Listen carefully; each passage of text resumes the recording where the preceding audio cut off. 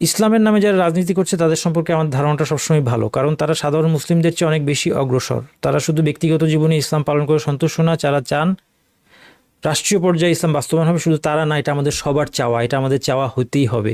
এই কথার মধ্যে কোনো ভুল নাই।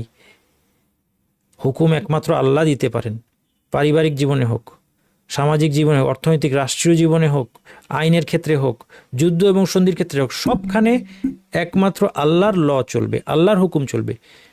কেউ যদি আল্লাহর আইনকে বাদ দিয়ে শরীয়ত থাকবে না থাকবে না, এটা কোনো চয়েস না। আজকে মুসলিমরা ডিবেট করছে যে শরীয়ত ল হবে কি হবে, শরীয়ত থাকবে থাকবে না, এটা কোনো চয়েস না। কেউ যদি বলেন যে না শরীয়ত দরকার নাই,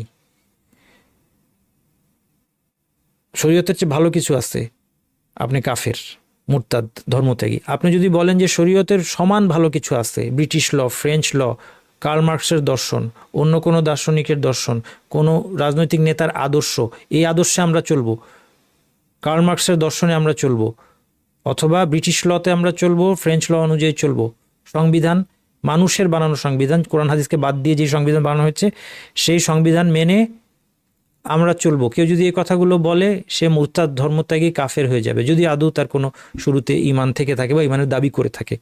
অনেকেই ইমানের দাবি করেই না, সেটা তো থাকলোই, তারা তো অবিশ্বাসী শুরু থেকেই।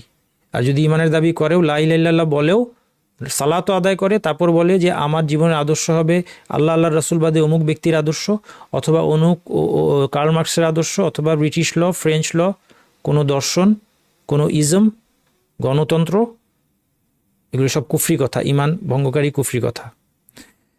এই দিক থেকে আমরা মূল কনসেপ্টের সাথে একমত যে মুসলিমদের জীবনের সর্বক্ষেত্রে, রাষ্ট্রীয় পর্যায়ে, সামাজিক, ব্যক্তিগত, পারিবারিক সব পর্যায়ে আল্লাহর ল দিয়ে, শরীয়ত দিয়ে চলতে হবে, কোরআন হাদিস মোতাবেক চলতে হবে। কিন্তু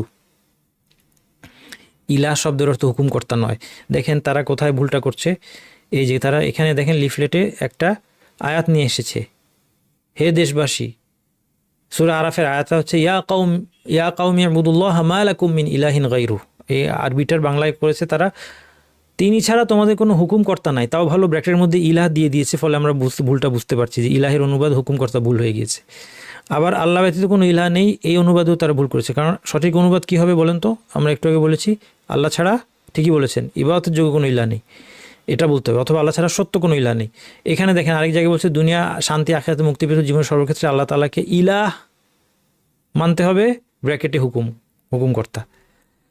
এই ভুলের ফলাফল কি? প্রথমত এই ভুলটা কোন জায়গায়? ভুলটা হচ্ছে যে ইলাহ যে মাবুদ, ইবাদতের কনসেপ্ট হুকুমের চেয়ে অনেক বেশি।